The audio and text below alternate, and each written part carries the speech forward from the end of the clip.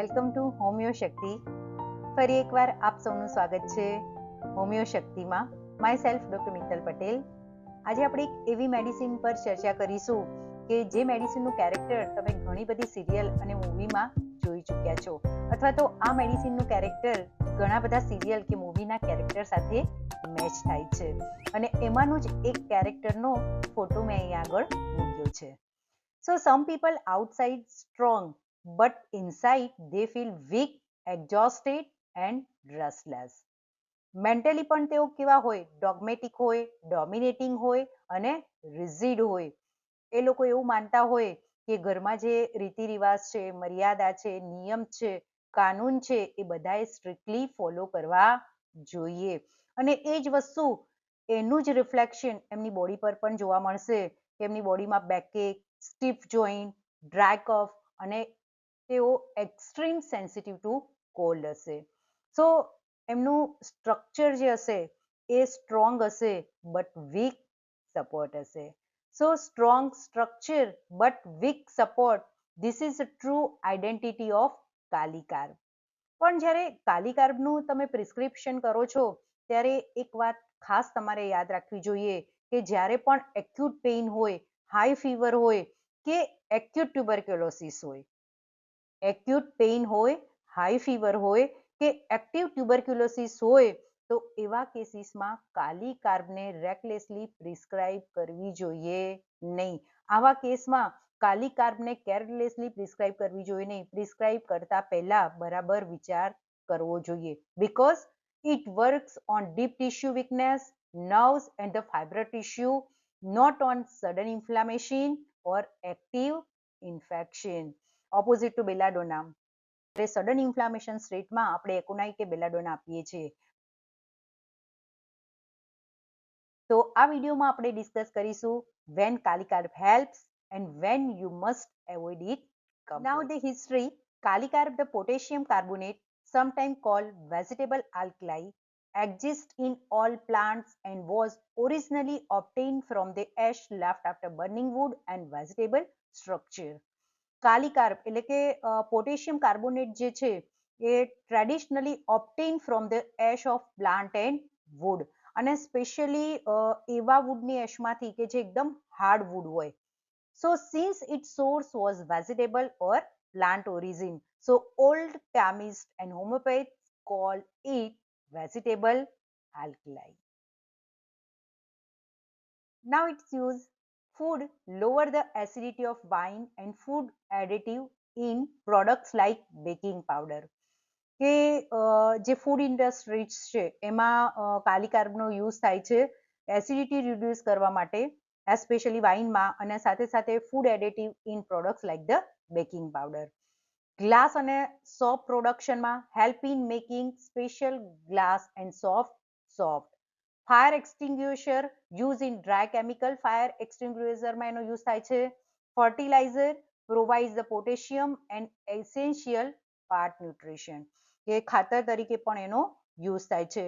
Water સોફ્ટનિંગમાં use થાય છે. Ink અને ટોનરમાં પણ એનો યુઝ થાય છે. ડિસઇન્ફેક્ટન્ટ એન્ડ ક્લિનિક પ્રોડક્ટમાં પણ કાલિકાર્બનો યુઝ કરવામાં આવે છે. Now the introduction. Source is a mineral kingdom. Mineral kingdom છે પણ પ્લાન્ટ બેઝ છે. Synonyms: carbonate of potassium, potassium carbonate, family mineral salt, formula K2CO3. Now its introduction. Brewer, our master, Dr. Honeyman. Duration of action 40 to 60 days. Miasmatic background: SORA, diathesis, tubercular diathesis. Thermal relationship is a chili patient. So Kalicard has the soric root with tubercular tendency, affecting the fibrous tissue, lungs, nerves and the chronic weakness. Now the constitution: dark skin and hair but of lax fiber with an inclination to obesity, especially helpful in disease of old people who are fleshy with a dropsical condition, puffiness of upper eyelids. કે મોટા ભાગે કે એવા લોકોને shoot થાય છે કે જેમની સ્કિન અને હેર એકદમ ડાર્ક છે, સાથે સાથે લેક્સ ફાઈબર છે, અને એમનામાં ઓબેસિટીની ટેન્ડન્સી છે. સાથે ઓલ્ડ પીપલ કે જે ફ્લેશી છે અને એમનામાં ડ્રોપ્સિકલ કન્ડિશન છે, and the puffiness of upper eyelids. Puffiness or swelling or edema of lower eyelids, medicine is a apis, and the edema of whole eye, medicine is phosphorus. Now the ailments from catching cold, overstrain, suppression of eruption in childhood, closing of ulcer or the fistula open, miscarriage, labor, sexual access, loss of vital fluid, ice cream and ice water. Now most important part, pathophysiological changes. The potassium salt have more specific relation to the solid tissue than to the fluid of the body, to the blood corpuscle rather than to the blood plasma. તો જે potassium salt છે એ mainly on the solid tissue of the body, કે બોડીમાં જે કંઈ પણ solid tissue છે એના ઉપર સૌથી વધારે એક્ટ કરે છે comparison to liquid tissue of body.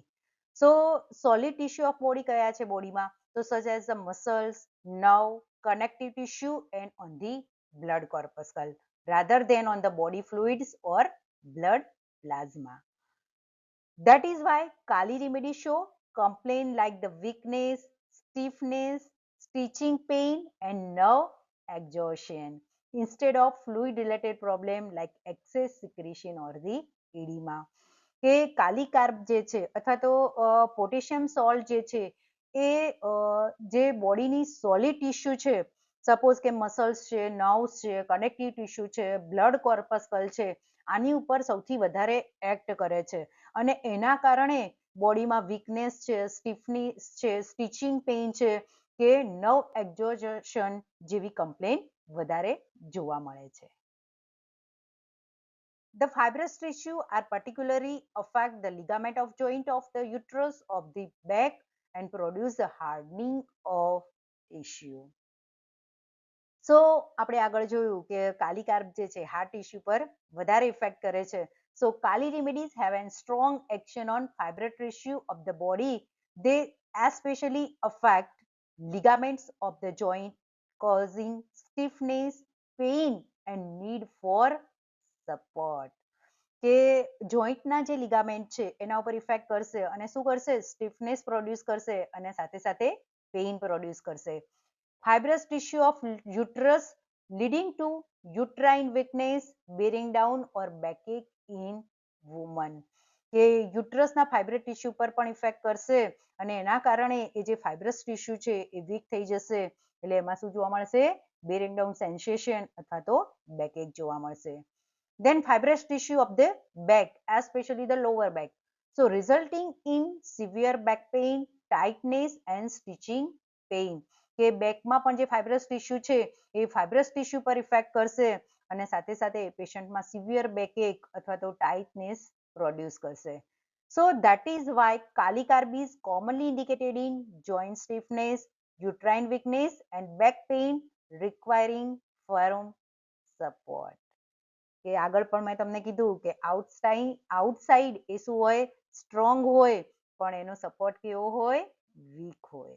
તો સેમ વસ્તુ અહીંયા પણ જોવા મળશે કે ફાઇબ્રસ ટિશ્યુ પર, જોઈન્ટના ફાઇબ્રસ ટિશ્યુ પર ઇફેક્ટ કરશે, એટલે કે મીન્સ કે જોઈન્ટના લિગામેન્ટ ઉપર ઇફેક્ટ કરશે, યુટ્રસના ફાઇબ્રસ ટિશ્યુ પર ઇફેક્ટ કરશે અને બેકના ફાઇબ્રસ ટિશ્યુ પર પણ ઇફેક્ટ કરશે અને એમાં શું કરશે? સિવિયર પેઇનની સાથે સાથે પેશન્ટમાં તમને વીકનેસ પણ જોવા મળશે. Fibrous tissue, ligament of joint, of uterus, of lumbar back are particularly affected and producing the relaxation. So આગળની જે સ્લાઇડ હતી એમાં તમે શું જોયું? સ્ટીફનેસ જોઈ, હાર્ડનિંગ જોયું અને અહીંયા શું છે? Producing relaxation. So relaxation or the weakness of tissue, so loss of tone in ligament and support. કે જે રિલેક્સેશન થઈ જશે લિગામેન્ટમાં કે ફાઇબર ટિશ્યુમાં, એના કારણે શું થઈ જશે? લિગામેન્ટનો ટોન લોસ થઈ જશે અને સાથે સાથે એનો સપોર્ટ પણ લોસ થઈ જશે.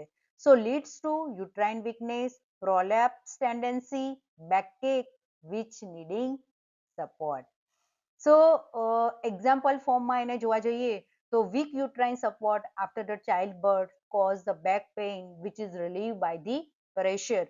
કે ચાઇલ્ડ બર્થ પછી એનું જે યુટ્રસના જે ટિશ્યુ છે લિગામેન્ટ છે એ શું થઈ જશે, વીક થઈ જશે અને એના કારણે પેશન્ટમાં બેરિંગ ડાઉન સેન્સેશન જોવા મળશે અને સાથે સાથે બેક પેઇન જોવા મળશે અને એ જે બેક પેઇન છે which is relieve by the pressure. હવે ક્વેશ્ચન એ થાય કે જે કાલી કાર્બ છે એ કાલી કાર્બમાં હાર્ડનિંગની અથવા તો સ્ટીફનેસની પણ કેરેક્ટરિસ્ટિક છે અને બીજી બાજુ એ રિલેક્સેશન પણ પ્રોડ્યુસ કરે છે. એટલે કે એક બાજુ એ હાર્ડનિંગ પ્રોડ્યુસ કરે છે, બીજી બાજુ રિલેક્સેશન પ્રોડ્યુસ કરે છે. તો આવું કેવી રીતે કાલી કાર્બમાં થઈ શકે છે? So why both can occur? So because Kali remedy acts on the nutrition and tone of fibrous tissue. કે જે કાલી કાર્બ છે એ ન્યુટ્રિશનની સાથે સાથે ફાઇબ્રસ ટિશ્યુ પર વર્ક કરે છે. જે ઓલરેડી આપણે આગળ પણ જોયું કે કાલી કાર્બ જે છે એ હાર્ડ ટિશ્યુ મીન્સ કે ફાઇબ્રસ ટિશ્યુ પર અફેક્ટ કરે છે. So early or irritated stage hardening and rigidity develop. કે એના અર્લી સ્ટેજમાં કે એના પ્રાઇમરી સ્ટેજમાં શું થશે, હાર્ડનિંગ અને રિજિડિટી ડેવલપ થશે. જ્યારે લેટર સ્ટેજમાં મીન્સ કે એક્ઝોસ્ટેડ સ્ટેજમાં શું થઈ જશે, રિલેક્સેશન એન્ડ વીકનેસ થઈ જશે. એટલે કહેવાનો મતલબ કે અર્લી સ્ટેજમાં એ હાર્ડનિંગ પ્રોડ્યુસ કરશે અને લેટર સ્ટેજમાં કે જ્યારે એક્ઝોસ્ટેડ થઈ ગયા છે ત્યારે શું પ્રોડ્યુસ થશે, રિલેક્સેશન. એટલે જે હાર્ડનિંગ જોયું એનું અર્લી સ્ટેજ હતું અને આ જે રિલેક્સેશન વાળું જે સ્ટેજ છે એ શું છે, એનું exhausted or the later stage છે. So Kali remedy affect fibrous tissue of joint, uterus and back, producing both hardening means rigidity. So producing the both hardening and relaxation. Relaxation means loss of support according to the pathological state. તો કાલી remedies જે છે એ કાલી remedies fibrous tissue પર, joint પર, uterus પર, back પર affect કરે છે અને હાર્ડનિંગ પણ પ્રોડ્યુસ કરે છે અને રિલેક્સેશન પણ પ્રોડ્યુસ કરે છે. મીન્સ કે રિજિડિટી પણ પ્રોડ્યુસ કરે છે અને લોસ ઓફ સપોર્ટ પણ પ્રોડ્યુસ કરે છે. ફરીથી એકવાર રિપીટ કરું છું કે અર્લી સ્ટેજમાં અથવા તો ઇરિટેટેડ સ્ટેજમાં એ શું કરશે, હાર્ડનિંગ અને રિજિડિટી પ્રોડ્યુસ કરશે અને લેટર ઓર એક્ઝોસ્ટેડ સ્ટેજમાં એ રિલેક્સેશન અને વીકનેસ પ્રોડ્યુસ કરશે અને આ બંને એના પેથોલોજીકલ સ્ટેટ પ્રમાણે પ્રોડ્યુસ થશે. Now it especially affect the mucous membrane of the respiratory organs and the urinary apparatus. It seems to produce a dryness of the tissue of the body. કે mucus membrane આ specially respiratory track અને urinary ટ્રેકની જે mucus membrane છે એના ઉપર affect કરશે અને એના કારણે શું પ્રોડ્યુસ કરશે, ડ્રાયનેસ પ્રોડ્યુસ કરશે. So Kali carb have a marked action on the mucous membrane of the respiratory tract and the urinary system. So their action tends to reduce normal moisture. અને એ જે નોર્મલ મોઇશ્ચર રિડ્યુસ થશે એના કારણે શું થશે, tissue become dry, irritated and sensitive.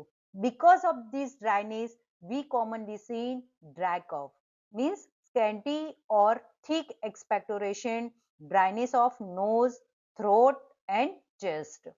Also irritation or burning in the urinary passage because of the dryness and scanty urine or painful urination. કે ડ્રાયનેસના કારણે શું થશે, મ્યુકસ સિક્રેશન ઓછું થઈ જશે અને મ્યુકસ સિક્રેશન ઓછું થઈ જશે એટલે શું થશે, રેસ્પિરેટરી ઓર્ગન્સ અને યુરિનરી ઓર્ગન છે એ શું થઈ જશે, ઇરિટેટેડ થઈ જશે અને એના કારણે શું થશે, સિમ્પટમ્સ ડેવલપ થશે કે મીન્સ કે ડ્રાય કફ થશે અથવા તો dryness of nose, throat and chest થશે, irritation or burning in urinary passage and with the scanty or painful urination. So the weakness characteristic of all potassium salts is same. So weakness is a characteristic of all potassium salt because they primarily acts on the solid and fibrous tissue, nerves and blood corpuscle, which are responsible for strength, tone and support of the body. કે કાલી carb છે એમાં જે weakness છે, characteristic symptoms છે. કેમ કે કાલી carb જે છે એ શું કરે છે, સોલિડ ટિશ્યુ મીન્સ કે ફાઇબ્રસ ટિશ્યુ, નર્વ અને બ્લડ કોર્પસ્કલ પર ઇફેક્ટ કરે છે અને આ જે છે એ સ્ટ્રેન્થ, ટોન અને સપોર્ટ માટે જરૂરી છે. So when this tissue are affected, there is a loss of tone and power leading to general weakness, easy fatigue, and inability to sustain effort, even though the patient may appear firm or rigid externally. કે બહારથી તમને strong લાગશે પણ અંદરથી એને સપોર્ટની જરૂર હશે. કેમ કે weakness is a characteristic of potassium salt. અને એ કેમ વીકનેસ થાય છે? કેમ કે જે પોટેશિયમ સોલ્ટ છે એ શું કરે છે? Solid and fibrous tissue, nerve અને બ્લડ કોર્પસ્કલ પર ઇફેક્ટ કરે છે. અને આ જે સોલિડ અથવા તો ફાઇબ્રસ ટિશ્યુ છે, નર્વ્સ છે, બ્લડ કોર્પસ્કલ છે, એ બોડીને શું આપે છે? સ્ટ્રેન્થ, ટોન અને સપોર્ટ આપે છે. અને આ જે છે એ વીક પડે છે, એના કારણે આ જે ટિશ્યુ અફેક્ટેડ થાય છે એના કારણે શું થાય છે? Loss of tone and power. અને એના કારણે કાલી પેશન્ટમાં generally weakness, easy fatigue and inability to sustain to effort જોવા મળે છે. Now it acts on the blood. So blood stagnation or cold segregation, blood congealing. Means blood stagnation or cold stagnation means a sluggish circulation of blood where blood moves slowly and tends to congeal or pool, especially in cold condition. કે જે blood circulation હશે એ blood circulation શું થઈ જશે? એકદમ slow થઈ જશે. So in Kali remedies, this poor circulation leads to coldness, bluish discoloration, stiffness, and aching pain, which are worse from cold and bitter by warmth or pressure. So generally શું થશે કાલીમાં? કે blood પર effect થશે, એના કારણે શું થશે? Blood સ્ટેગ્નેશન થઈ જશે, બ્લડ કન્જેલિંગ થઈ જશે. મીન્સ કે જે બ્લડ સર્ક્યુલેશન હશે એ બ્લડ સર્ક્યુલેશન શું થઈ જશે? સ્લગિશ થઈ જશે, સ્લો થઈ જશે. અને એના કારણે બ્લડ જે હશે એ લિક્વિડ ફોર્મમાંથી ઘણી વખતે જેલી ફોર્મમાં કન્વર્ટ થઈ જશે. અને લિક્વિડ કરતા જેલી ફોર્મમાં જ્યારે બ્લડ કન્વર્ટ થશે ત્યારે બ્લડ સર્ક્યુલેશન પણ શું થઈ જશે? સ્લગિશ થઈ જશે. અને એના કારણે કોલ્ડનેસ છે, બ્લુઇશ ડિસ્કલરેશન છે, સ્ટીફનેસ છે, એકિંગ પેઇન છે, આવા સિમ્પટમ્સ શું થશે? ક્રિએટ થશે.